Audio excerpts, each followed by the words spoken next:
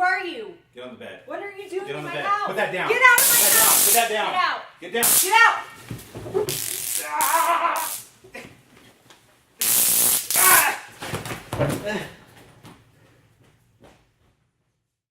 Hi, my name is Matt Schneider, the owner of the Forward Movement Training Center. Today, I got the opportunity to experience the striking distance.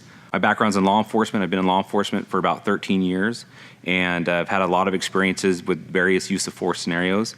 And in an effort to test the striking distance and how it would work in a live situation, we agreed to a scenario where essentially it was a home invasion where the homeowner came home, found a bad guy in the bathroom, and had the striking distance at her disposal. Going into it, I knew that I was going to take a 3 to 5 second exposure, although what actually happened was scenario started to play out. Kristen introduced the striking distance and fired off a couple warning shots at me, which totally overrode what I knew I was supposed to do based on what we had talked about. And instead of actually initially approaching Kristen like I was supposed to, I took a few steps towards the door, which was my brain overriding my body and saying, that's not good, get away from it.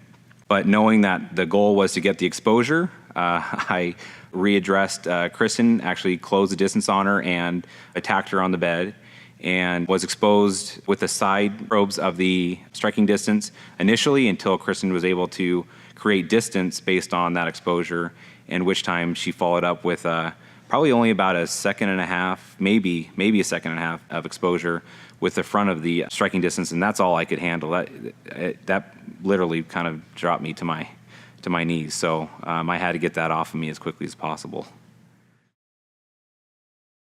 Hi, my name's Kristen. I'm with Forward Movement Training, and I agreed to role play this scenario along with Matt.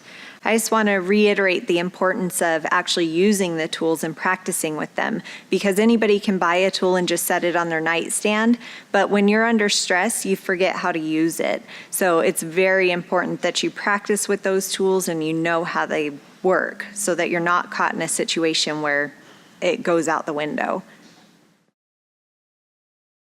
So the reason why I agreed to have this exposure done is because I truly believe in the mission of Damsel in Defense.